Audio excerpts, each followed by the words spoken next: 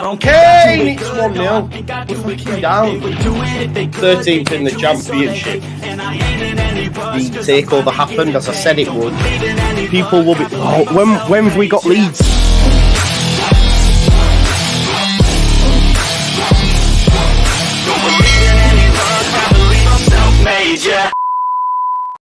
Now then, people, welcome back to the Just Joe Football Show and another episode of the Big Match Preview Live. It's our last game before the international break, and we take on Plymouth. Of course, Plymouth haven't won away. Leeds United haven't lost at home. We know how this story goes, but hopefully we can guard against complacency and rewrite this story. I'm getting Wigan Easter Sunday vibes in Bielsa's first season. Genuinely, that's what I'm worried about. But we will talk about it and see what Leeds United need to do in order to ensure that that doesn't happen. Before we do, though, please smash a like on the video, subscribe to the channel, get your comments in, hit the notification bell. Make sure you check out everyone else's channel and, of course, Andrea's Twitter. And I just want to say a big thanks to sponsors of the Just Joe Football Show. You've got Coolmedia Marketing, which is run by Luke Mayer, who is a massive Leeds United fan. He helps businesses get found and seen and chosen online. So if you've got a business, you want to generate more inquiries, more leads, all you need to do is contact Coolmedia for a free digital audit to see how they can help your business. All right. They also offer free impartial advice for any businesses that are using an already paid for method of advertising, which includes the likes of Facebook and Google. Links to his website, his email address and phone number are in the description. And of course, big thanks to Fantasy 5 as well, who've agreed to come on for another weekend. We know how Fantasy 5 works at this point. I know I pushed it on Tuesday night and they said they had so many sign-ups, so big up to each and every one of you that did that. And what I'm going to actually do for this weekend, I did pre-pick mine, but I'm actually going to get the help of these lovely three gentlemen. We're all going to have a game each, so I'm going to pick the play for the first game, Joe the second game, Andrea the third, Lockie the fourth, if his camera's going to work, because I don't know if he's really doing this as if to say, yeah, fun. Oh, he's there, he's back.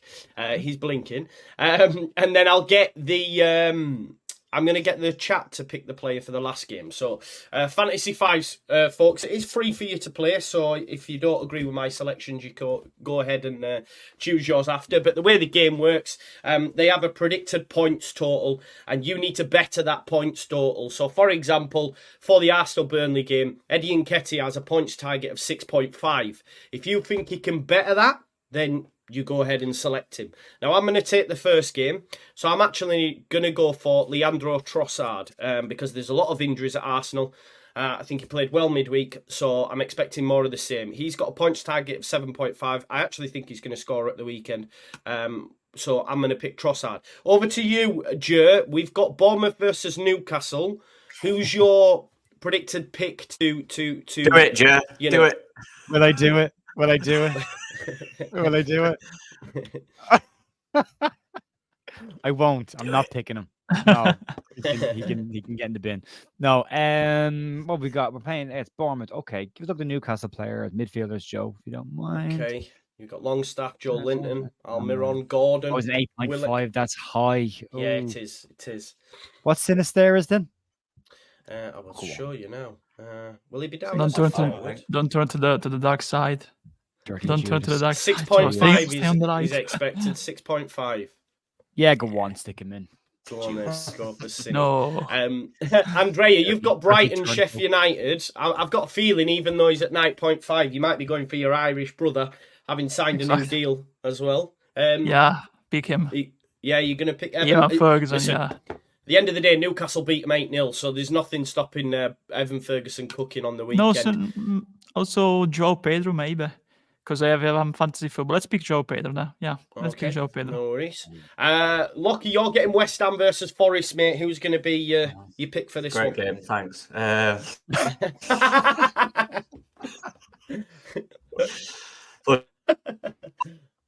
Wait, am I Hey? good? Am I back? All right. Yeah, No, yeah. I thought my Wi-Fi went again. Kudos. Kudos. Mohamed is a good Kudos. shout. He's a really good flying at player. the moment. Which means the chat, have got Chelsea versus City. So I'm going to go to the chat now and see who's going to get the last selection as soon as a name's put into the chat. Let's see. I mean, the chat looks like it's froze now as well, so that's not good, is it? Come on, folks, give us some. Yeah, I was waiting on that. There we go. Garside's got Cole Palmer, so that's what we'll do. Cole Palmer's a good shout, although I do think City will win this game, but you never know. So that's my selection for the weekend. Remember, folks, it's Fantasy 5. It's free for you to play. The link is in the description. And look, Fantasy 5 have said to me, if it goes well again, what we'll be doing is setting up a competition, a mini league for Just Joe during December, which is the opportunity to win prizes for you as well. So please do sign up and gamble responsibly, of course. But before we get stuck into this weekend's game, thanks again to them lovely sponsors. Before we get stuck into this weekend's game, we had some news come out. And listen, folks, I know I've already been told it's the daily fail, it's this, it's that, but ultimately, not everyone has Twitter. Not everyone checks in with the news. So when I do a video, it's just a case of letting them others that don't know my thoughts on it. Joe, I seen you wince. Yes, it is from the Daily Mail, but there is a possibility. Not from a negative perspective. Yeah, The other okay. negative for us, but not for them. Yeah. Go back to the summer. Daily Mail got the 49er stuff bang on the money before anybody else. They got Daniel Farke right before anybody else did. They got the behind the scenes when Parag Marathe was doing the address to the staff. They were there. They got that scoop as well. That was 4. And that was just in the summer alone. So the Daily Mail seemed to have some kind of a contact within Leeds that is giving them information, which we haven't seen from other sources coming out. But I just think it's nuts that somebody's looking at a 17-year-old kid and the money that's being taken. There's no way Leeds let him go, not at this point in his career. And again, we've seen the 49ers just say no to people. I'd be shocked. And I'd be shocked if he wants to go also at this point in his career. Andrea, you've spoken on it before. The fact that we've had Frank, we've had Eddie, we've had Andy. I think that's another strong card that Leeds United can play close to their chest, because it's a case of saying, I mean, Eddie still goes to every match. Do you know what I mean? Leeds United runs through their veins. There's not a chance that he jumps ship. Like if this was, I don't know, say Pascal Struijk, Summerville were players we brought in at youth development age. If they were getting this, then of course you'd worry. Oh God! But I genuinely am not concerned about Archie Gray one bit. And am I right to be not concerned, or should I have a little bit of trepidation?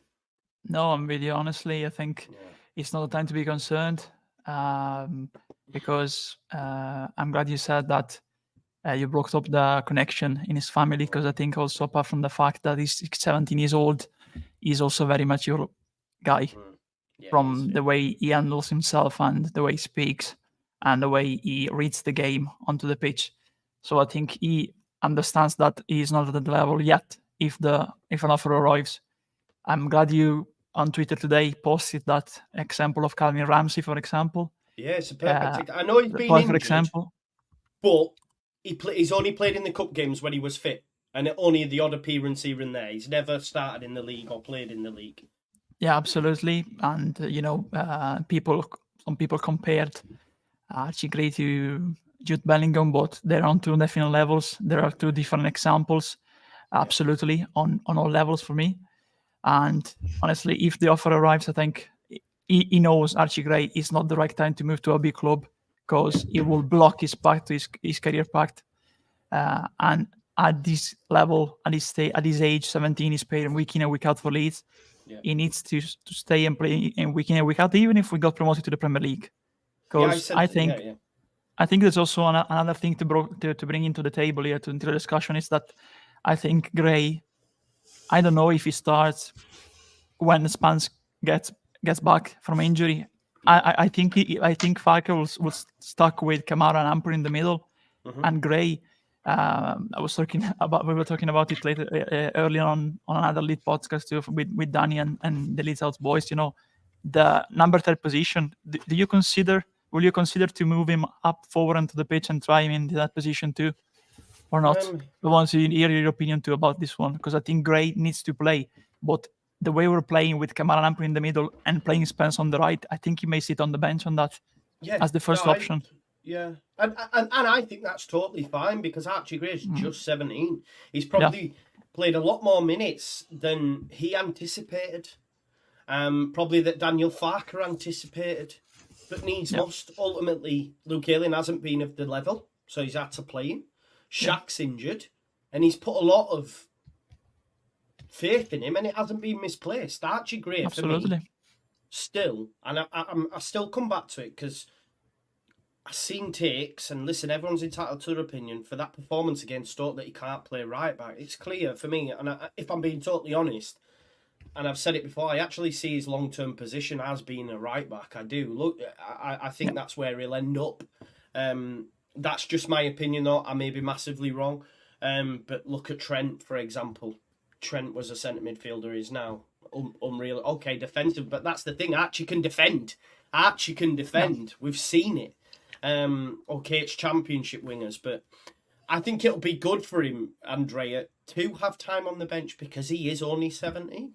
Yeah, I agree. We don't need to rush him, and I think he's also a player, like I said, that is gaining experience, and he knows that he doesn't need right now at his age, a big move to a top club because he will sit on the bench or go out on loan. That's not what he wants. He'd better stay and play for his boyhood club, the club he supports, the club he's grown up with, the club of his granddad, his father, and his great uncle Eddie Gray. Even his little brother's here, man. His little brother Harry too. Yeah, exactly. I think it's the best. Is the best path for his career to stay up in Leeds and grow, like Calvin did, for example. Calvin stayed when he could have gone. Of course, he was later on in his career when he had the offer from Villa, the season after we lost against Derby, and that's an example. You stay, you may have a better opportunity, and who knows? With this ownership, if we get back to the Premier League, who knows where we're gonna aim if we get back to and promote. First we need to get out of this league. That's the first step. After that, we may follow in the steps of, for example, Brighton with a good ownership, or Villa with another example of a good manager there. Yeah, for sure. I think you've hit every nail on the head. We can finally see Lockie in 4K, which I don't know whether that's a positive or negative. Wow! But there you go. Nice. But should we be concerned, Lockie, if we don't get promoted, or do you think it's still too soon? I would be concerned if we didn't get promoted. Maybe not the first season, but the second season, he's probably thinking, "Nah, listen, I'm away." What, in terms of Archie Gray, you mean? Yeah, just discussing Archie. It's a really tough one because as a young player, I know he's Leeds lad, isn't it? But I know it's different from when his uncle played and stuff like that. It's totally different times. We're in a different position. I think if a top team one of the top teams in the world comes in for you at 17, like imagine that being you. That's it's life changing, and it's hard to guess, kind of look at that and say it's not an attractive offer, because getting a Premier League move in the summer for him and his family and just everything what he wants to achieve, playing for England, starting for England, that's the goal. But then you've got to look at the other side of it, and this is where people around him are really important, and realise you don't always have to rush. If you really believe in your ability, you'll play week in, week out for Leeds. And yeah, you mentioned there about going up, and I've said this before, I genuinely believe if we don't, I think there'll be some big clubs offering him in the summer. Yeah.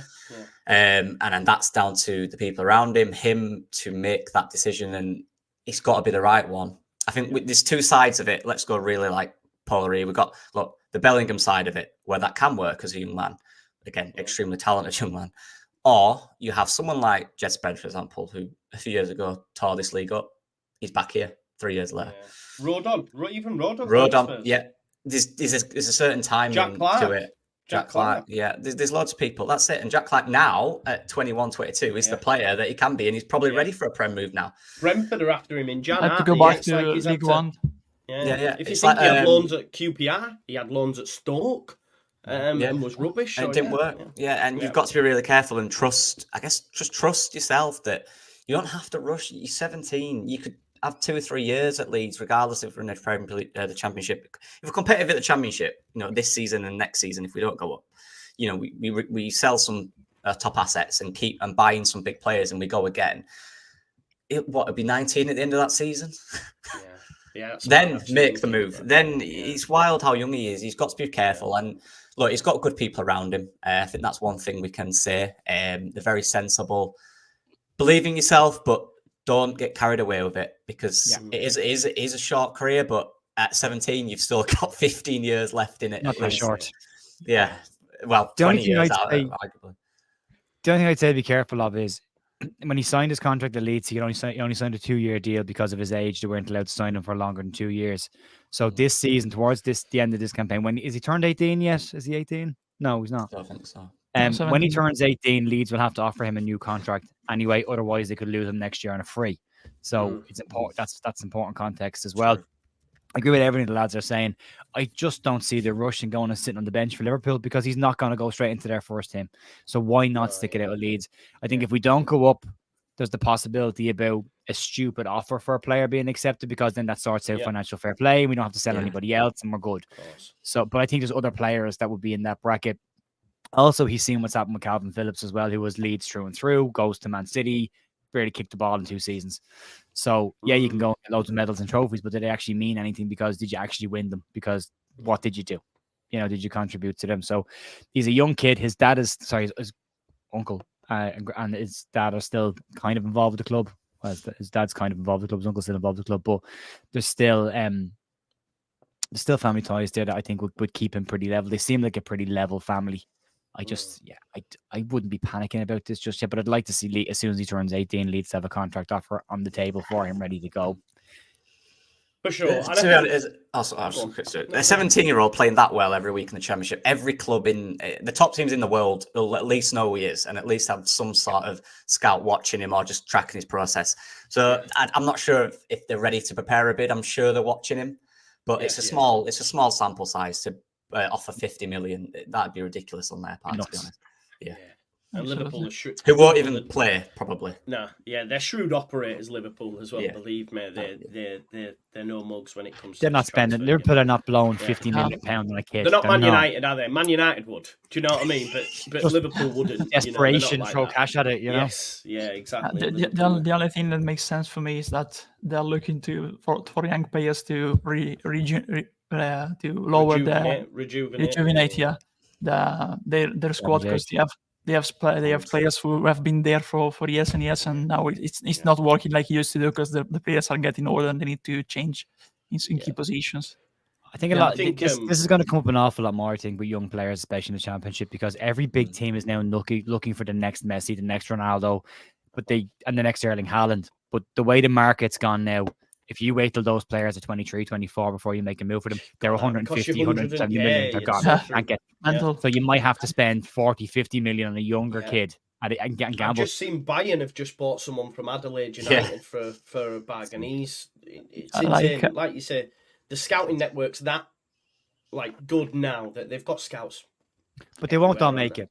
They won't all make it. When you take a kid out of his home and you put him somewhere else, away from family, away from friends, that's tough. I mean, I go back to when I was playing when I was younger. The amount of lads that I played with that went over to England on trials and came home because they got homesick. They just couldn't deal with being that far away from everybody that they knew. Now, it's different now because you've got video chat and everything else, and it's easy to keep in contact with people.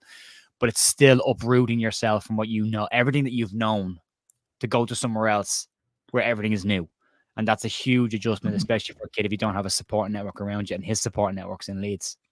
And also the exposure is different, because I saw last week, I think, a tweet from Fabrizio Romano. He always reports on big transfers, but now he started reporting also on youth transfers. There was a transfer from a Malian player from Germany, 14-year-old, I think, 14 or 15. Yeah, 14, moving to a Slovenian club in the second or first league, but not a big one like Olimpia Ljubljana or Maribor. So that's where the market is heading. They're even reporting on 14 years old. A Chelsea kid today as well who signed his first pro deal. Romano reported on that today. But then that to me just suggests that Fabrizio's not getting the information he used to get before, and he's a bit thin on the ground, and now he's reporting on contract signings for kids. How many kids have Chelsea signed to professional deals who look like they were going to be the next big thing and never kicked the ball for Chelsea and are still on their books, Exactly. No, you bang on. But like I said, I think we get promoted, and of course, if we get promoted, then Archie's going nowhere. That's a fact. I'd put my house on that, even though I don't own one. I'd put my rent monthly on it. Andy Peacock said, I had a little win last night. Joe, big up. Everyone knows the rules. If you have a win on an accumulator on my show, you have to give me some of the winnings. So there you go. Cheers, Andy. Daniel says, hi Joe, this is for all you and the panel. Thank you very much. I'll shot them £2.50. Never.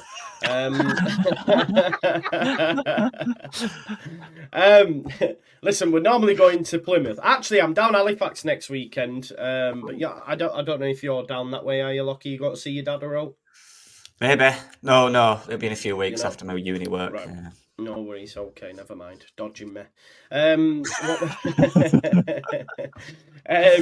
We normally talk about Plymouth, right? But we need to talk about Leeds United first, because obviously the press conference yesterday, we were all hit with a bit of a sledgehammer when we found Andrea is still early and won't make the game on the weekend. He's still poorly. But basically, Pascal Struijk. You know what? Actually, I had my back hurting this week. Exactly, that's what I was thinking. I know, right? Because of all the time I spent on the couch. Yeah. But I got the reference about the hernia of Struijk. I said, no way. My back is hurting too. It's mad. But yeah, he's got a double hernia. I had a look on the NHS website and they said like 4 to 6 weeks for it to be weight bearing and at full activity and stuff. That might be different because he'll be getting top medical care. But what are our initial thoughts on that before we think about the weekend? Because I've seen some madness on Twitter of like, let's put Firpo there, play Ampadu at centre-back. I've seen Gruyev, I've seen Ayling and all this, and I'm like, just fucking play Cooper. But we'll get into that, right? We will get into that. But, Joe, what was your initial thoughts when you heard that? For me, it stung, because I was like, he's been that good this season, man. Do you know my exact words when I saw the press conference? Like, fuck. Yeah, that was exact. That was my initial reaction. I was like, oh no, this is the worst. Yeah. Then I kind of relaxed and I kind of thought about it and I went, before anybody starts moving anybody else around the park, that's just not going to happen. A manager is going to make the minimum amount of changes he has to make without upsetting the apple cart completely. So I was more concerned. I would be more concerned if it was Rodon that was out, not because he's a better player than Struijk, but because it means Struijk goes there, Cooper comes in, and the whole thing just like a mess. As it is, Cooper will go in on the left-hand side centre back. Joe Rodon will stay on the right centre back, and everyone else stays exactly where they are, and that's it. We move on. The only concern I have is that this is a very young, very fast Plymouth team, and that they might look to catch Leeds on breaks. They plan to go at Leeds, but they've said they're going to go at us. The pace might be an issue, but then Joe Rodon this year has been so good at sweeping up behind Pascal as well. We're back to the same tenure we were in a couple of weeks ago, where I've seen people this week on Twitter going, oh, look, everyone's, Pascal's out and everyone's saying it's the worst thing in the world. 12 months ago, everyone was saying blah, blah, blah, blah, blah about him, and we're like, we're back to that again, where we're taking current form and putting it on previous performances, which again, just shake your head and have a little think about what you're tweeting before you tweet it, but, says me. I think it'll be. Look, Cooper was very good against Cardiff in the first game of the season, regardless of what you think about him. In the game that he started, we did our podcast last night. We talked an awful lot about it, and one of the things that came up was a player coming on. This applies to Luke Ayling as well. A player coming onto the pitch in this 80th minute of a game, or the 75th, 80th minute of a game.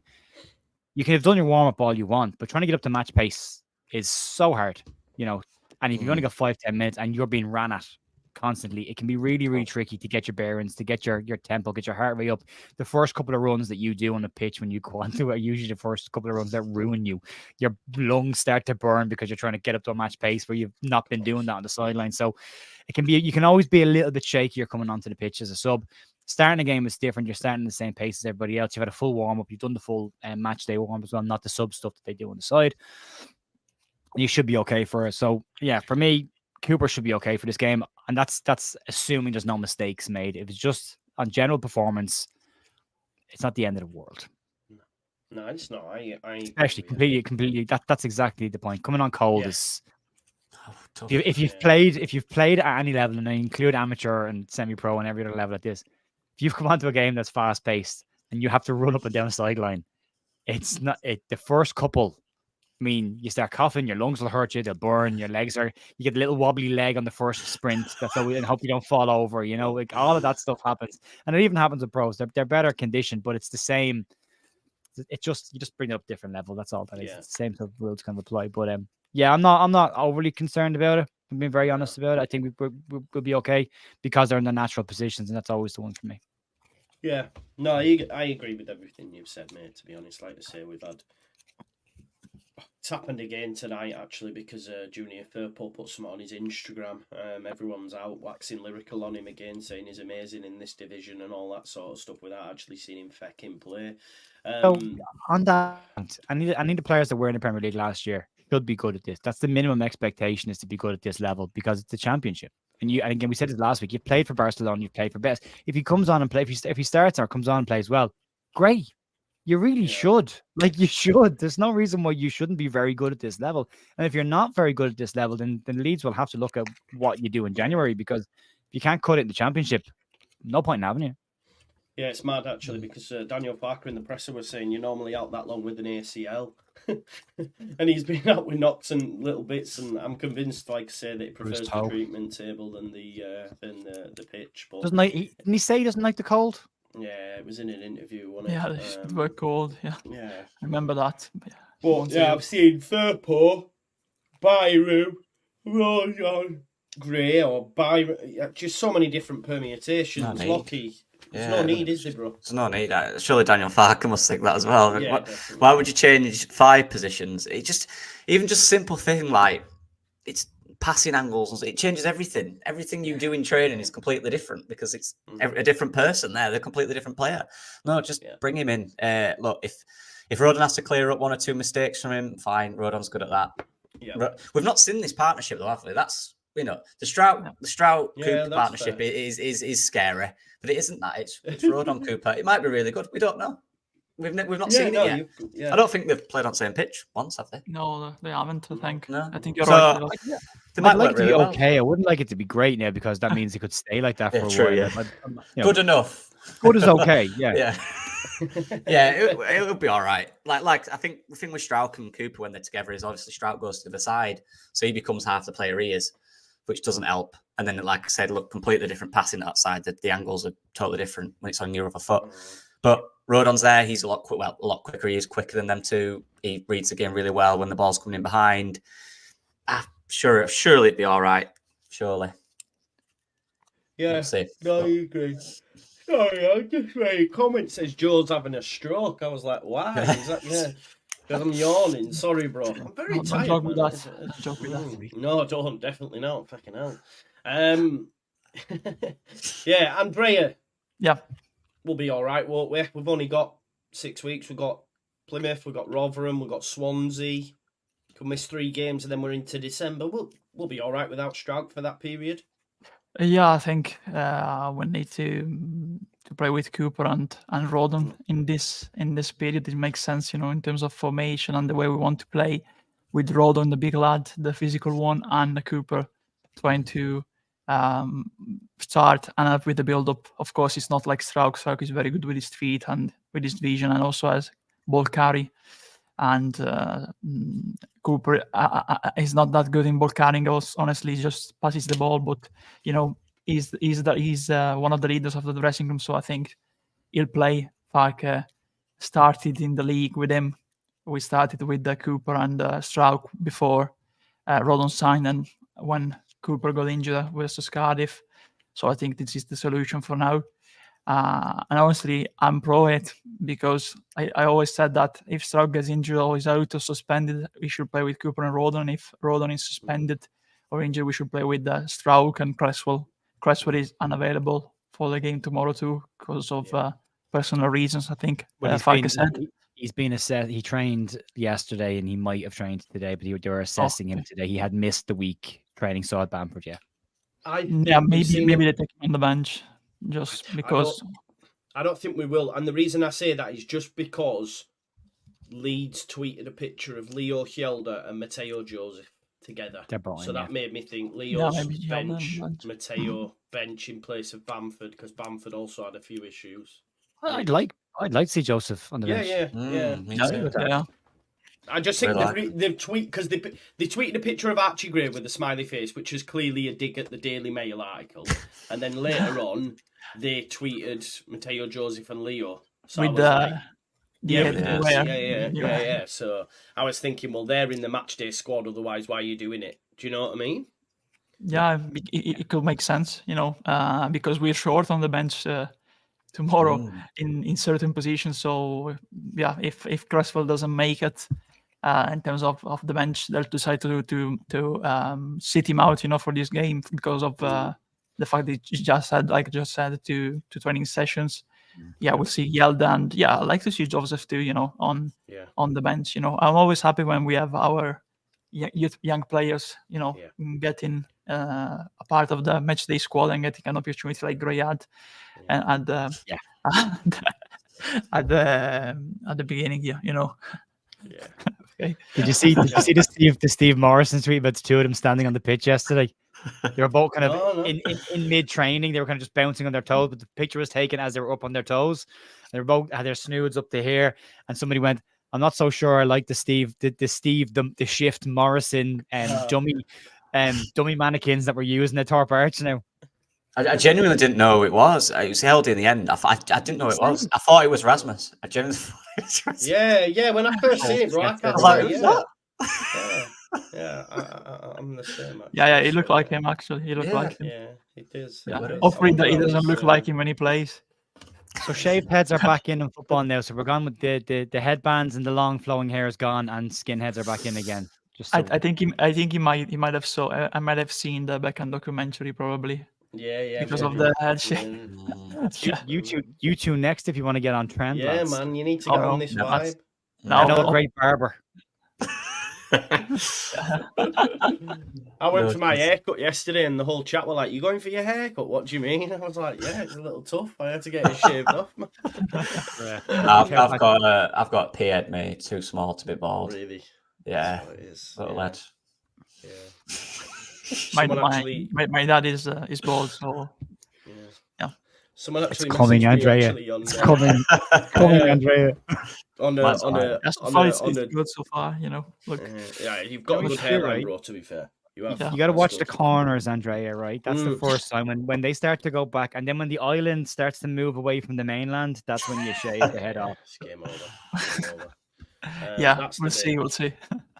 I had like one of them core flicks since I was about 6. Do you know what I mean? I was having to do this with it since I was about 6, so I was always doomed, unfortunately. 6. Yeah. Receding at 6.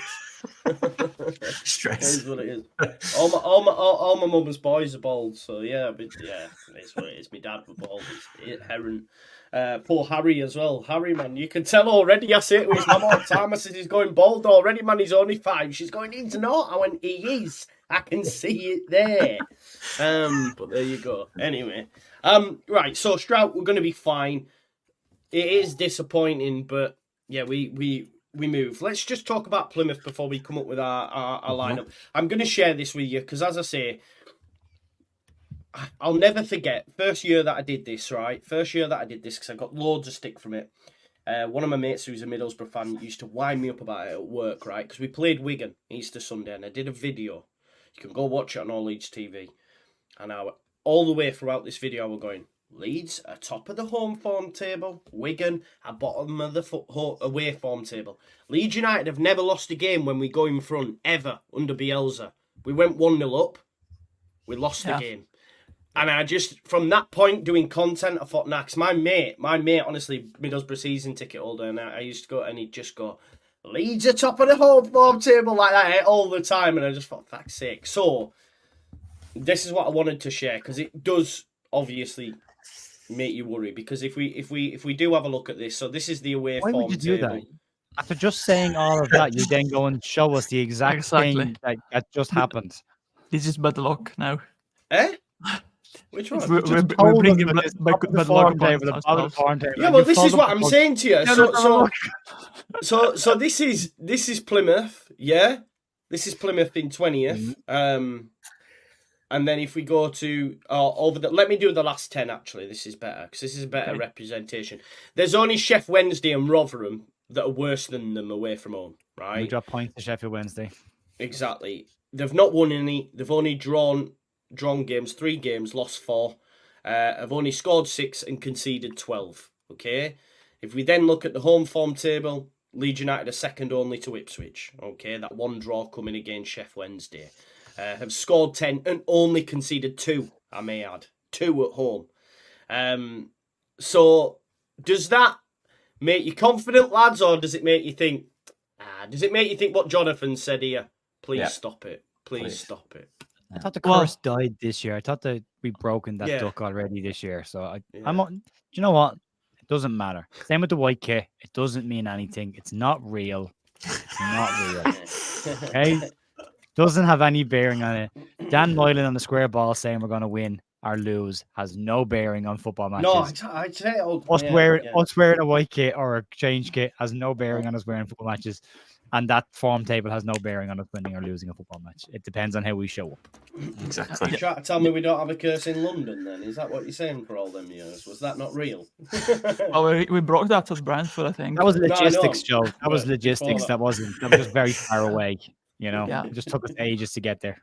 But on the away form of Plymouth, actually, I believe like Joe that the inform table has limits probably, like we've seen, because if you look at the last 3 games away, they lost 3-2 at Ipswich, they drew a goalless draw at West Brom, and they drew 1-1 at Hull City. Those are 3 tough places to go. Yeah. So the thing they missed was the last step to get a win there. So like improving. Yeah, they're still they're having a good season. I think, of course, their drop recently. When they started pretty well in the league, but they're still a newly promoted club. So they're having good results because they know each other since a long time. Because the season before they got promoted, they had a good season too. They had the managerial change, and that had an effect on their league form, I think.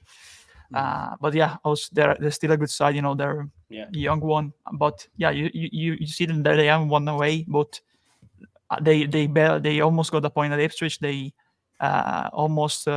they went toe to toe with West Brom. Those are top teams. There's a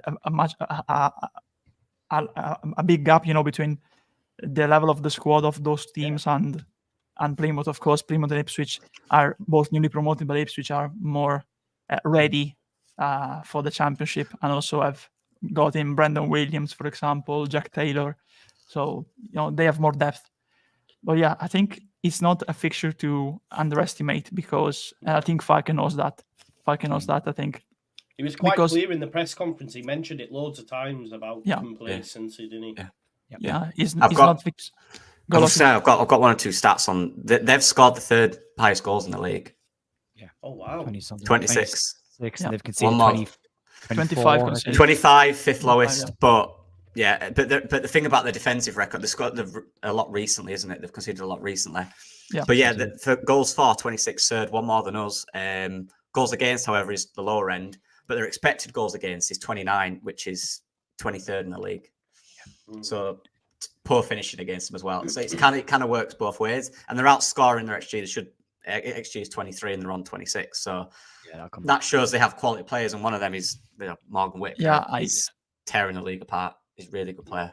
Yeah, I mentioned Ipswich. Has he scored 10? No, he's got 10 goal involvements, scored 7, 3 assists this season. Which is good for a player in the league, just newly in the league. Yeah. Very good. No, I mentioned Ipswich also because I think the game, the flow, the way the game will flow, it will be very similar to the game we played at Ipswich at Palmer Road. I think they're a similar team to the Tractor Boys, I think. But yeah, I think they'll suit their strengths better than Ipswich. So it'd be a nice scoring game for me because, like Rocky said, they concede a lot at the back, really a lot. They are attacking minded team, unless they sit deep and try to defend and counter attack. But they don't look like doing that, because they conceded. They tried to attack and scored 2 at Ipswich and but got 3. Also got 4 at Bristol City, so they try to attack, but it doesn't work because away from home they struggle. At home they scored 6 against Norwich, for example. They scored 3 against Sheffield Wednesday. They're attacking side, 3 against Blackburn. They're a young side. They're a very dynamic young team that have a lot to prove and are trying to prove themselves at this level. So there's a lot on the shop window as well. The one thing I did like about Daniel Parker's press conference was the fact that he identified that we have to start quickly. We've been saying it for a long time now on this. It's the first time I've heard him actually say it out loud. We know we have to start quick, and that's great.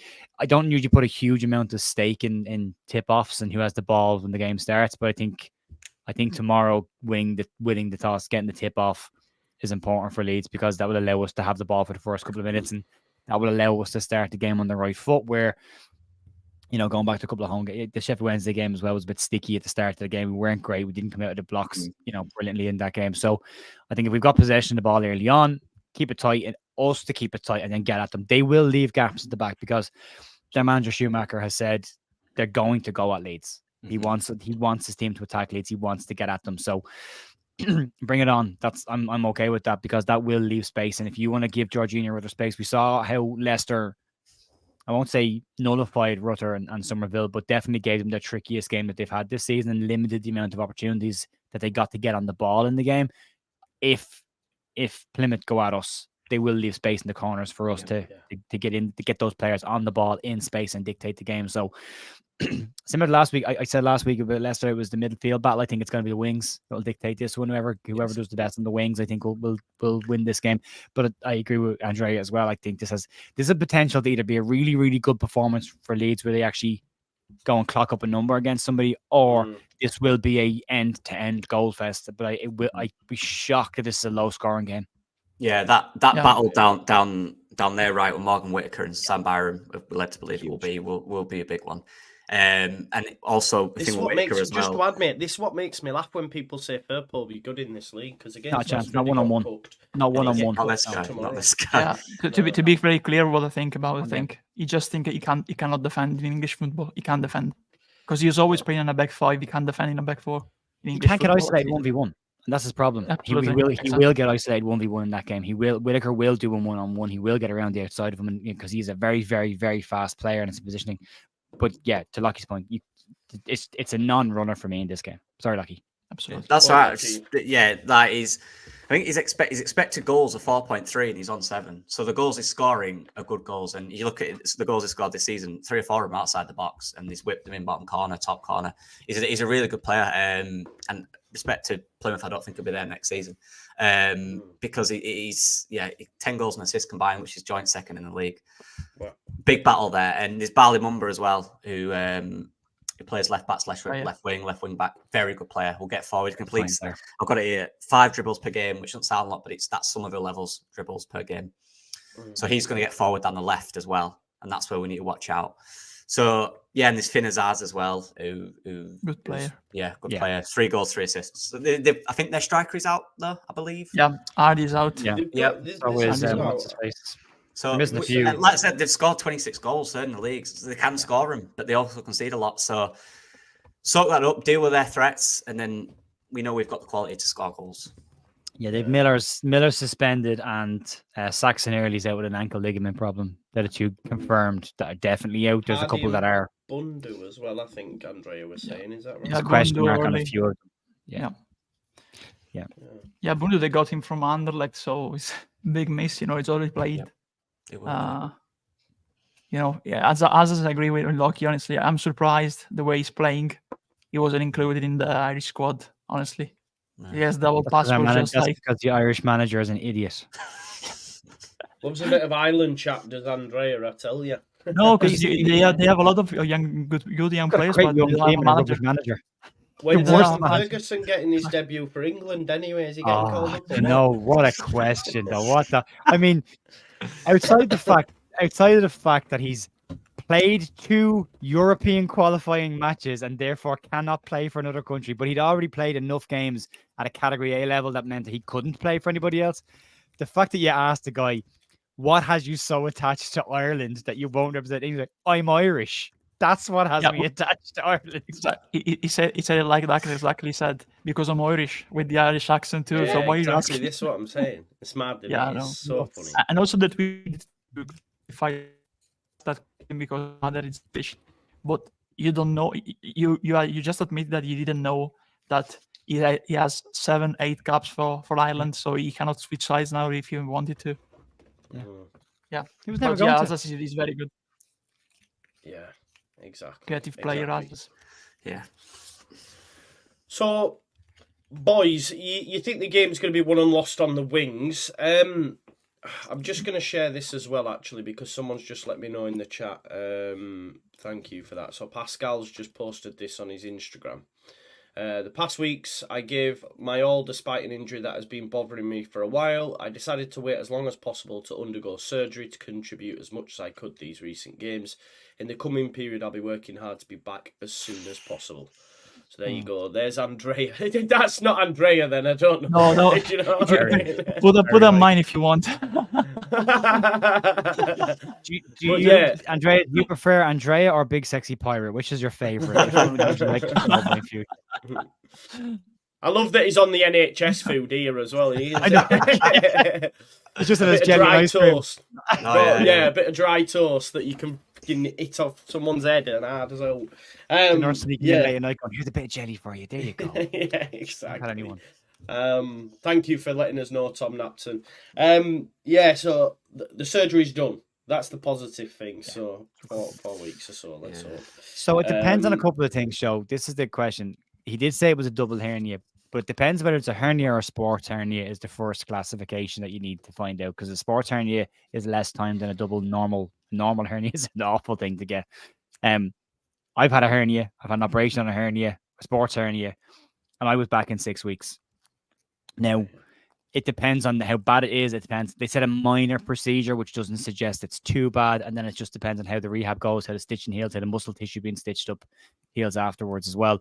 Barkham kind of leaned into him possibly missing a game or two after the international break. But he said maybe one, maybe two. So I think they've timed this deliberately. They take him off, and again, he's gone straight to London to get that operation done. They've timed it for the international break, so hopefully he's only going to be out for a couple of weeks. But it all depends on the rehab. If there's any lapses, if the stitches burst, if the muscle tissue doesn't knit back together cleanly, because that's a twisting and turning one. That's a pure athlete one. If you've got you're not carrying any major body weight. If you're trim and you're running, your core is twisting an awful lot when you sprint, and that can cause micro tears in it as well. And then you get that little pokey through the muscle tissue, which causes the hernia. If that heals up well and quickly, if they put a mesh on that and it heals quickly, then he could be back in. He could be back in a short period of time. And before somebody asked me from a doctor, I did physiotherapy in college. I was going to say, man, I was like, what's he going on about here? But I also coach for physios as well. So, when we have players with injuries, they kind of give you that detail as well. But I did do physiotherapy in college. From now on, call him Dr. Joe. Yeah, Dr. The doctor will see you now. Didn't finish college, though. That's the important part to add. Yeah, no, I don't think many people do that. It is what it is. So, boys, what we thinking lineup wise? I think it'll be the same as last time out, but just Cooper in for Struijk. Is that what we think? Yeah. He doesn't change a winning team, does he? Historically, when he's done well. Apart from against Stoke. Yeah, I think that might have scared him, though. Hopefully. That didn't work, did it? Yeah. Look, I get it if it's like you're in a situation, you've got 2 more games this week, for example, but it's the last one before international break. Play your best team, though, if you can. Yeah, you do. Don't change too much. Yeah. I said this on my podcast last night. I'd be okay with a couple of little niggled injuries after the game that maybe cause a couple of players to miss out on their international break. Have to stay at home.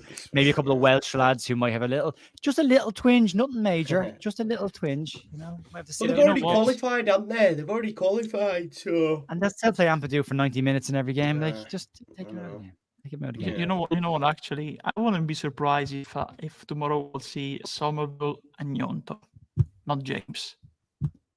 Okay, what makes you think that? Okay. I think he might rotate for this game and give Gnonto a chance. And I wouldn't be against it, honestly. I would like to see him trying to start again, and maybe you bring on James in the second half. But honestly, this type of game can be a game to try to reintroduce Gnonto into the fold, into the squad from the start. Because right now, of course, there's a lot of rumors about his being happy or not happy with his situation right now. Because, of course, he's not playing because James and Summerville are performing. They're performing week in and week out. They deserve to start. But against this kind of opposition, I wouldn't be surprised if he rotates and starts Gnonto and he brings on James in the second half. I wouldn't be surprised. But apart from that, I think the only certain change, of course, is Cooper and Struijk. We've seen that Fake is allergic in a certain sense to make too many changes in the starting lineup. But like I said, I wouldn't be surprised if we see Gnonto instead of James tomorrow. We shall see. I'd like to We see shall Gnonto in the 10. I think if there's any position in that front line that suits Gnonto, it's the 10. He's clever with his passing. He's got a rocket of a shot on him. He's good movement. He can press as well. I maybe I'm missing something, but since he's been at Leeds, I keep saying it. Last year I said as well, I'd love to see someone put him in the number 10 position, see what he can do in there, because I think he's a goal threat from there, but I also think he can create an awful lot. And he's a problem for defenders. He's wiry. He wiggles when he runs. He's low center of gravity. He's hard to pin down. He wins free kicks in good areas, and he's strong as well. So I'd like to see him. I'd like to see him in there. His best performance for me, Joe, was against Cardiff in the first game, I think. Yeah. Well, he played up front, didn't he? Because that's when we had no players. But he did all of that out there. He went wide, he dropped deeper, and I thought he was really good in that game. So, maybe. Yeah. I thought Farke's answer to the question about the noise in Italy, and Calcio Mercato's talking about his agent Figueroa talking again about a January transfer move in the press. There was a couple of things. There was the laughing face emoji that he put on an Instagram post about him saying he was unhappy, which is fine. That's fair. If it's not true, it's not true. Great. But if it's not true, then he really needs to sort his agent out, because his agent has been talking publicly to Calcio Mercato in Italy about this, and he did say January is an option. We're going to speak to Leeds. So, I mean, his agent is saying one thing, Willie's saying another thing. Daniel Farke, when he was asked about it, his response was, I don't want to talk about this. We talked about it enough in the summer. I don't want to talk about January and November. He kind of avoided the question for me as well. I think if there was a situation where, I don't think there's a problem there. I don't think he's pushing to get a move. I don't think there's an issue there, because he's still training with the club. But I think Farke is just tired of listening to it, to be honest with you. And I think what Willie should have done after the summer was get rid of that agent, and he didn't, and he stuck with him. That agent it's November now, and he's already started with this. I mean, Andre, you probably get the quote better than me, but I think the quote was something along the lines of, Willie's played in the Premier League. We know that's a level he likes. We know there's an opportunity there as well. We'll look for that in January. We will speak to Leeds. But right now we're focused on the national team. Was what but just honestly, he always speaks with the... Has he been reduced to the under-21s, Andrea? Yeah, it's been reduced to the under-21s for this. Because he was out injured though as well, wasn't it? Yeah, he hasn't yeah, exactly for that one. I think there's also players in the squad, the wingers they called up, Chiesa, and all the others, Al-Sharawi, they're playing better than him, and they had more games than him, of course, because he's been injured. But honestly, if he was playing, I've selected the same player side of him. Lester Spalletti selected for this international break ahead of him, honestly. I'm surprised Grifo wasn't called up from Freiburg. But I agree with Joe. I said the way he gets back into the league squad, if he stays back in the summer, is he gets rid of the agent, because the agent has turned his head and has broken his relationship with the fan back then, because all the fans were, of course, rightly criticizing heavily him. There was a bit of a row going on with him for his attitude. I said he needed to explain his situation. He didn't. He went straight back. Of course, I agree. There's 2 points of view. Explaining it publicly and also explaining it on the pitch via your performance. But I think we're in the midst of a middle situation. Because in terms of the fan base, I think the fan base doesn't rate him like he used to be because of what happened in the summer, but also because 100%. They expected from him better performances after he stayed at Leeds after the transfer window. So he needs to do more than the others because of what happened in the summer, and the fans, they had a complete trust and complete confidence in him. He was a fan favorite, really for favorite, and that changed because of what happened with the agent pushing for the move and influencing him. So there was never an explanation, a public explanation about what happened in the summer. So from the point of view of the fan base, I think because he didn't say, of course, I wanted to, now I'm staying, I'm trying to help Leeds, and I want to get back to the Premier League. Fans expect him to perform better than the others on the pitch. I think what happened, it's a natural instinct, I think, of the mind, and that happening from the point of a fan, I think. So right now he didn't have the opportunities to perform because of the injury, and after he went back, he found himself in a situation where James and Summerville were constantly two of the best players on the pitch for Leeds. So honestly, right now, unless he gets an opportunity and performs properly, like one of the men of the matches, it's be difficult for him to get back into the starting 11 with James and Summerville performing it that way. And from his point of view, I get that, because from the point of view of the player, when in the summer he wanted to leave because he wanted to play in the Premier League via his agent, etc. Right now, if he wants to leave, it's because he's not playing, he's not starting. Yeah. That's the difference. That's the main difference there, I think. Yeah, I think his agents massively let him down.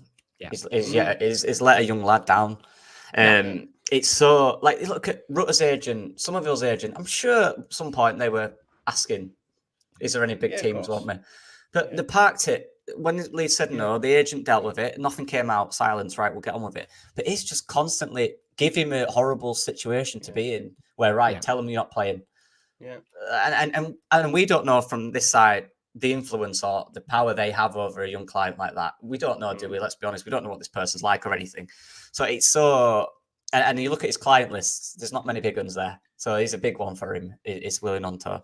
But and the whole thing where apparently he went that way, he did go down the tunnel. But he doesn't do that every game though. So maybe he's done it in home games. He's gone straight down the tunnel. The one, apart from the time when he was injured and he walked around with the team when he had the boot on, he was out then. So again, who is that advice? I just hope, like you said, Andre, get rid of him. There's so many agents that will properly look after him and give him the right opportunities at the right time, and also watch his career and look after his career. Because let's be real, if he didn't do the refusing to play stuff, I'd argue he'd be in much better form than he is now, and the fans would be less. Well, they'd love him because we did before all that, right? Yeah. And he'd be in a much better place. And look, then you can quietly talk about January if he's playing really well. But now it's becoming, because you can't have a go at the agent because we don't know where he is. We didn't have social media. He's not a face. Everyone has to go at Will Gnonto because he's the product of what the agent's deciding, and it's all on him, and he's 19. So he's been let down like that. I think they found him lucky in the summer.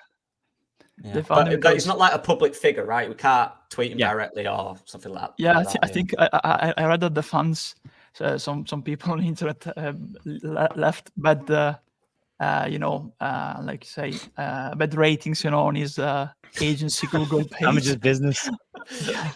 Exactly. I feel sorry for Gnonto in this situation because he's a kid, and he is a kid. I mean, at 19 years of age, I didn't have my shit together. I mean, Jesus, at 30 years of age, I didn't have my shit together. It's like, so, I can imagine what it's like to be a 19-year-old. I mean, I look back now with, like, I know if you're young enough, it doesn't seem like this, but I look back, I'm 42 now, so I look back to when I was 19 and I was desperate to be a footballer and get across to England. I was doing everything I could to try and get in that position, and my head was all over the place at that age, and I would have taken any advice from anybody who I thought was any kind of senior pro. And I took some really bad advice from some senior players that I played with at the time as well, that I regretted pretty quickly afterwards. And he doesn't know what football is. He doesn't, and in terms of behind the scenes, what the business of football is, he doesn't understand what goes on in contract negotiations. He's only had one major move outside of his move to Zurich from Inter, but that was leaving it from an academy perspective and joining your first pro sign your first pro deal.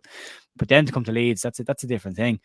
So I kind of feel that Willie's in a situation where everything that he's saying online seems to be him saying, I'm not looking for a move. And then his agent is the one that's putting him right in the firing line of the fans. And the Lockie's point, it's a great point that Lockie's made there. If we have anger and venom and we want to voice that at somebody, the agent isn't there. So Willie gets it in the neck, but Willie's not creative. Willie hasn't spoken to the press. Willie's not putting things out on social media. It's an agent in Italy who's miles away doing this. An agent, by the way, Let's not absolve him. No, I'm not. I'm saying I feel sorry for the situation that he's in. I'm not absolving him at all. But if I was in his situation, the amount of anger that gets directed towards a kid, I mean, geez, your brain isn't even fully formed at 19 years of age. Like, and this is just being put on top of your shoulders, and this idiot's over in Italy causing you problems. And this is the same guy that did the same thing to Zaniolo, who nearly ruined Zaniolo's career last year as well, when he told him to go on strike at Roma. And then that guy was just ostracized in Rome and removed from the squad and wasn't allowed to train with the club, wasn't allowed in the club grounds, wasn't allowed in the training ground, had to do his own thing on his own before he got a loan move to Galatasaray. But this is not a good agent. He's got, as like you said, he's got a small agency with two big players and a couple of smaller players. Willie Gnonto could do an awful lot worse than going out and finding himself an agent that would actually help his career. His best mate, but even look locally. Let me look even what Hayden Evans has done with the guys there. I know it's a smaller agency, and Hayden Evans will always say we bring the players to a certain stage, and then we expect the bigger agencies to come in and take them. But from a point of view of just settling the player down, making them see what the bigger picture is, pointing out what his options are in the future, planning out his career ahead a couple of years. That kind of stuff is vital for young players. And this guy just seems to be looking for a payday. Gnonto is his payday, and he's going to get him a big move because it's worth it to him in his back pocket. And for me, I feel sorry for the kid because he's going to take the advice. He's going to do what his agent tells him to do. And how many times have we seen it? I mean, we've talked on this show about my feelings about Charlie Taylor coming back to Leeds. And then you look at the Charlie Taylor interview when he spoke about where he said he was incredibly badly advised by a representative that he then got rid of afterwards. So like, there's a lot of young players make this mistake when they're young, and it is unfortunate that it gets directed at the player. But Willie needed to get rid of that agent in the summer. And to Andrea's point, when he scored that goal at the start of the season, I would have loved to see Willie go up to the fans and just go, yeah, get it. I get it. Let's move on. Yeah. Acknowledge it and move past it. And because that stuff hasn't happened, it's still kind of in stasis. It's still floating in that same kind of unresolved situation where he's here right now, but we don't really know, is this the future for him? Is he going to be here in 2 months' time? We don't know that. Yeah. So until Willie gets rid of that agent, that's going to keep floating around. What needs to happen now is literally, once it gets to January, Farco, whoever in the interview says, right, he's staying. And then that needs to be it. If it goes on to like it did before, that's just ridiculous. Like, you've not learned anything, you've not grown. It's got to be parked. Simple as that. No, I think the situation will resume in January. No doubts about that. To the point where he won't play. No, not about the one play, but they will start again trying to try to put pressure for a move again. He's out of the squad. As soon as he drops out of the squad, that's when you know something is up, because Daniel Farke has said he will not have a player train with the club who doesn't want to be here. So as soon as that pops its head up, when Gnonto gets removed from the squad, that's when you know it's been said to the club he wants to move. Until that point, I don't believe it's been said internally that he wants to move away, because Farke was very clear. If you don't want to be here, you will not train with this squad. And he is currently training with the squad. Yeah.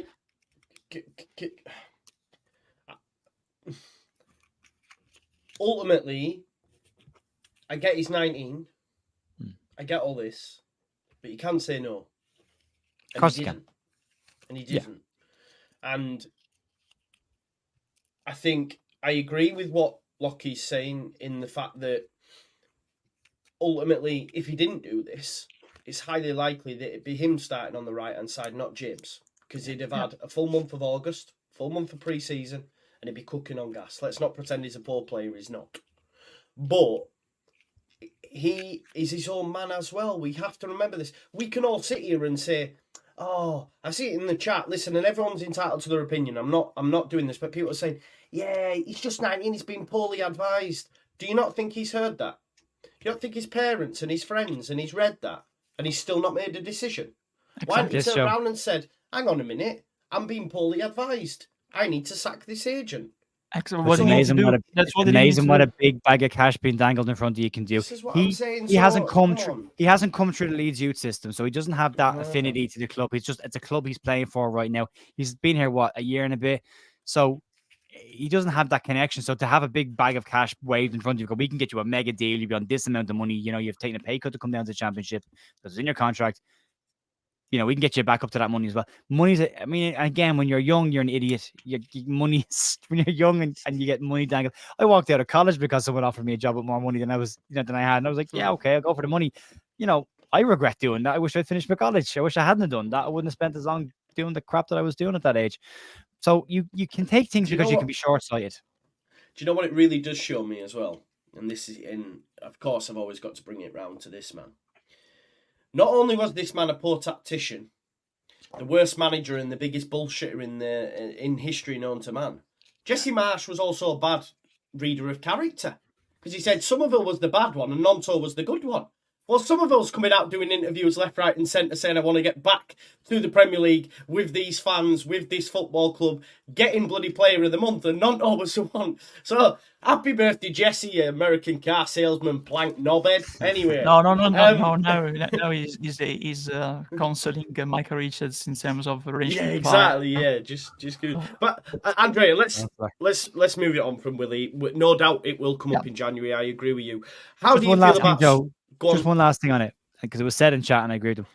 Farke did say there's no second chances. So if he does do this, if it does pop its head up internally, he's gone. That's it, done. Yeah. Yeah. We'll know. How do we feel about Andrea Summerville getting Player of the Month? Well deserved. Are we worried it might have a bit of a curse and he might play poorly tomorrow, or are we all good? Kid's No, dancing I think around the pitch right now. He's not. His confidence isn't taking a hit. He's not going to take a step back from. If anything, this adds more confidence that. More validation to what he's been doing the right things. He'd be fine.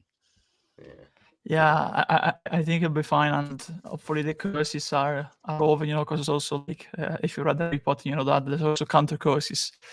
And so hopefully they have ended, and they don't have McKenny around anymore. He was the Harry Potter geek, so there's no danger of magic happening. But jokes apart, I think he's well deserved for the way he's playing.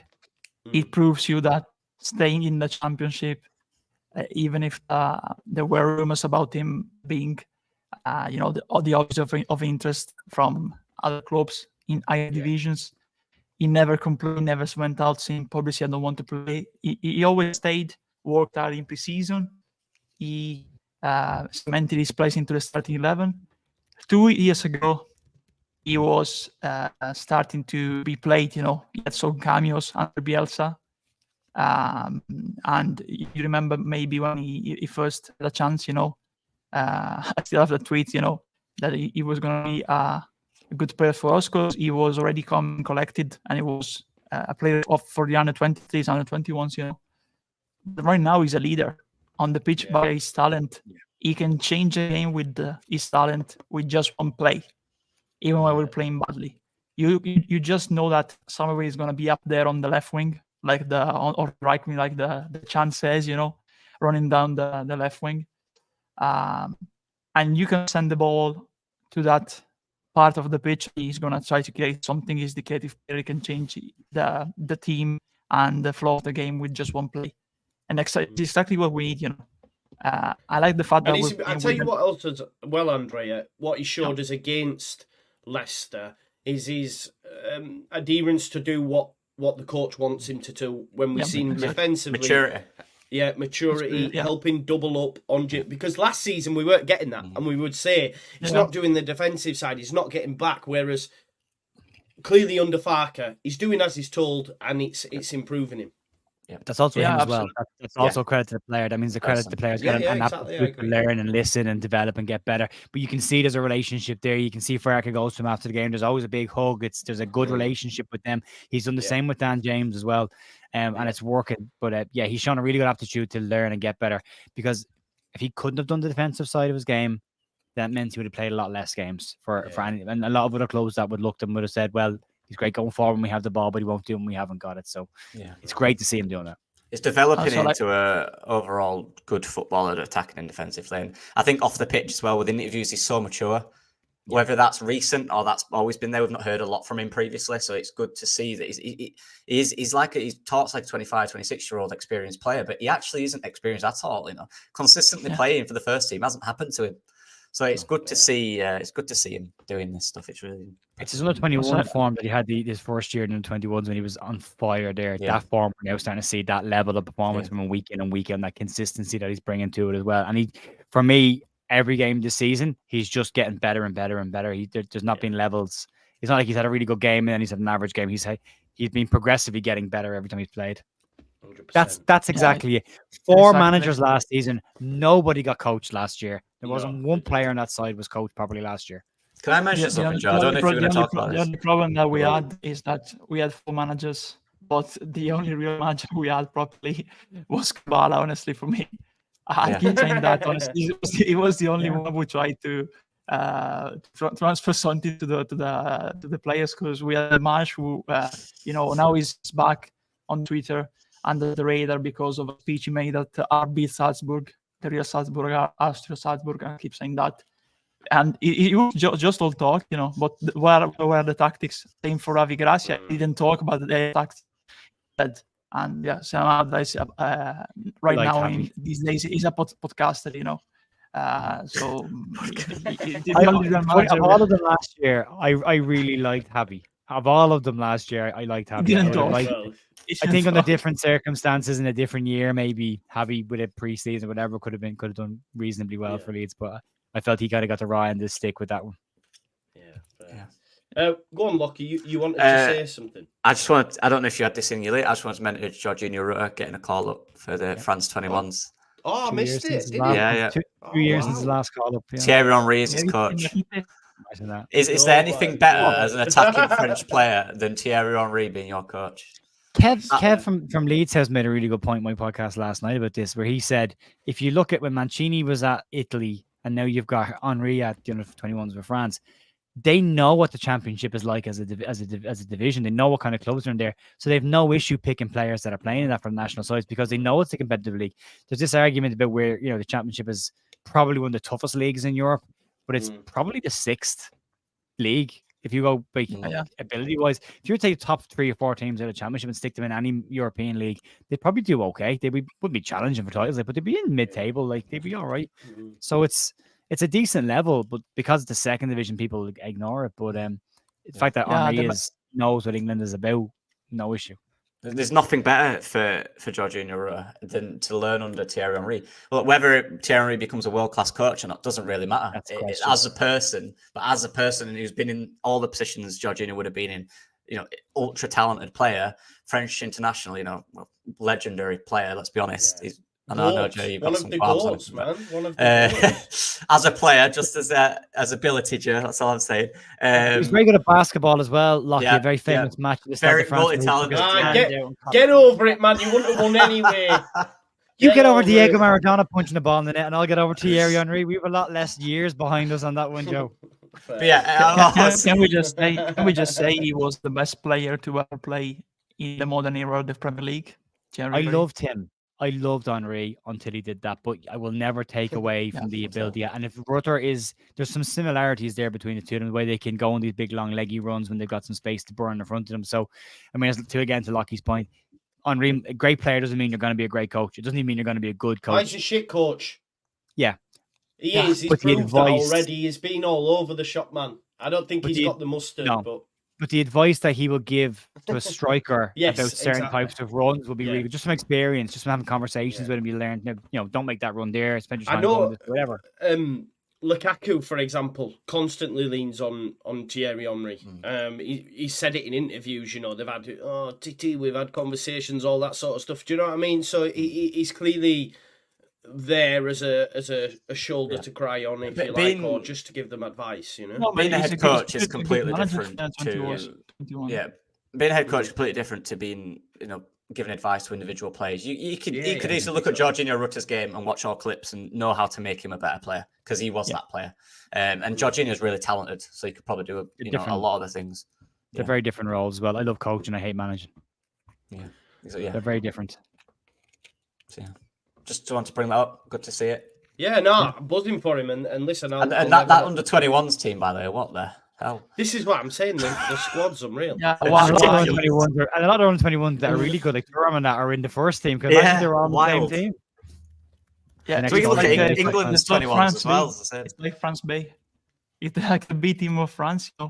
Look at our team in the 21 where that your teammate Gnonto, they're all playing the Italian second division basically, and you look at the French one. They play for Lens, they play for Bayern Munich, they play for Ligue 1 clubs, and the difference is mental. And I was looking actually at the list, the comments, the articles about the under 21s, and the title was everywhere basically Gnonto demoted to the under 21s. Basically, but the real difference is that Mancini, like just said, Mancini and Henry, they know the championship, the level of the championship. The problem, for example, here in Italy is that everybody complains when, for example, Gnonto is called up because they think the championship is a lower league. They think the Serie B, the Italian second tier, is better because they haven't watched a game of the championship. And but the championship is, like just said, the sixth league. Serie B, it's very good, but it's secondary. And just to quote. Tomorrow they play the game, for example, this tonight. Venezia, they're a good team like that. They will do 1. Gianpaolo goal and assist again. And last year, wasn't it? Someone did a comparison last year based on Leeds stats that if Leeds had, I can't remember the chance they created, whatever the way they did it was basically Leeds would be mid-table in Serie A, comfortably mid-table in Serie A, like based on whatever they'd done last season.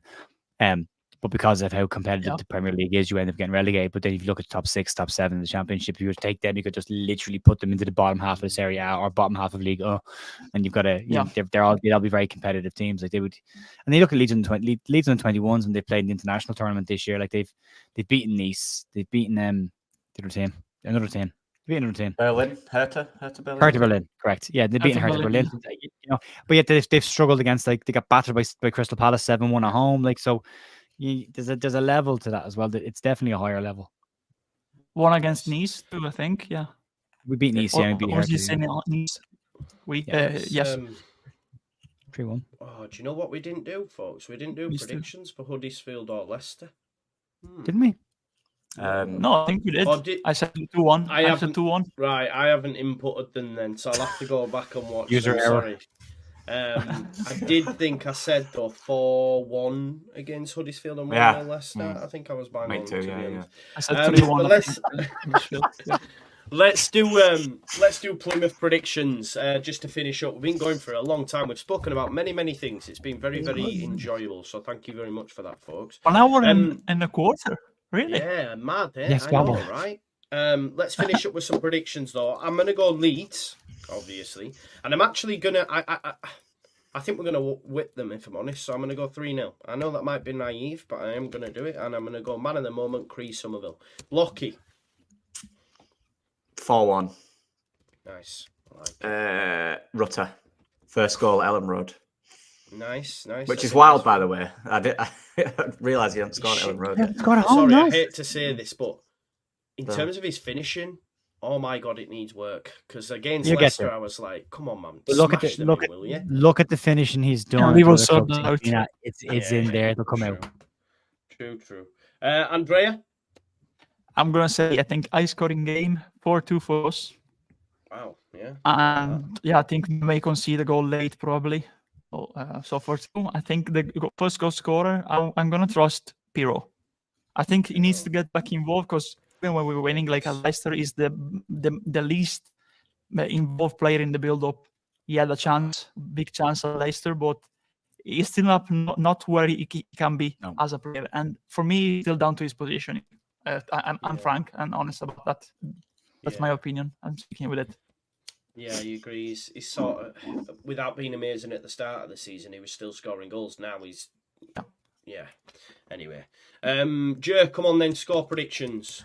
I'm stuck between 2-0 and 2-1. I'm gonna go with 2-1 because I think I agree with Andre. I think we might get caught with a sucker punch towards the end of the game, but I think it'll be a comfortable 2-1. I think we'll have more of the game. Also, we're pointing out, we covered it in my match preview today with Andrew Dalton.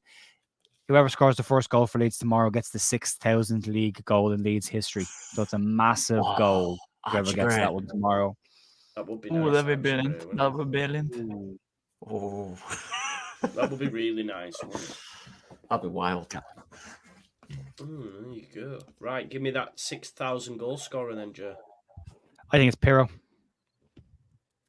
Nice, there you go. So we've got 3-0 Leeds, Summerville for me, 4-1 Leeds, Rutter for Lockie, 4-2 Leeds for Andre with Pirro, and we've got 2-1 Leeds from Joe.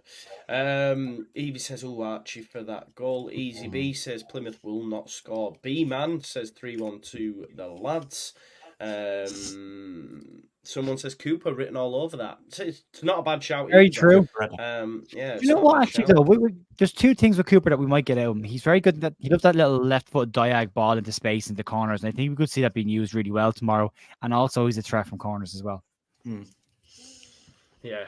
No, there is that. I tell you what, Byram's great in the air as well, so he might be one. The way he attacks the ball, it's just he throws his whole body at it. Brilliant. Oh, I'd love to see that. Yeah, George says Pirro hat-trick Leeds 5-0. War Piglet wanted me to bring it up. He says 6-1 Leeds, super duper Liam Cooper, first goal, like that. And I think with that, folks, we'll leave it there. Thanks as always for watching. For regular viewers of the show, regardless of what show is up, I can confirm I have bought Call of Duty Modern Warfare 3. So during the I wasn't, Joe. during the international break, I will be on Twitch. Okay, because Oh, I get dear. bored. I get bored playing FIFA. I can't lie. Career mode, it just bores me to tears. But Call of Duty, I can have fun with, and there will be many rages, no doubt about that. So make sure you join us for that when I play. I'm not going to play it tonight though. I'm knackered and I feel like I'm coming down with something. If I'm honest, so I'm going to have an early night. But yeah, probably in the morning before the game or something. I'll find something. We're going to have some content sorted for during the international break as well. We'll have the final word Sunday, and then during the week, me and Benjamin Bloom have actually been chatting today. We're going to do a couple of videos. He reached out to me, wants to do some more. So we're going to be doing some of them, some tier lists and whatnot. And then obviously I'm going to have, well, hopefully, I've still to build the spreadsheet that's collating all the finalised best Leeds players. It's a lot harder than I thought it would be. But yeah, so with that, we'll leave it there. But you're going to have content during the international break. This is a good thing, okay? And I'll see you tomorrow from 2 o'clock as Leeds batter Plymouth, and go check out everyone else's content. Andrea, what's the final word? Oh, it's not the final word show, is it? I don't even know what day it is. Andrea, what's the big match preview live word? Winning. Winning. I like Nice. it. We'll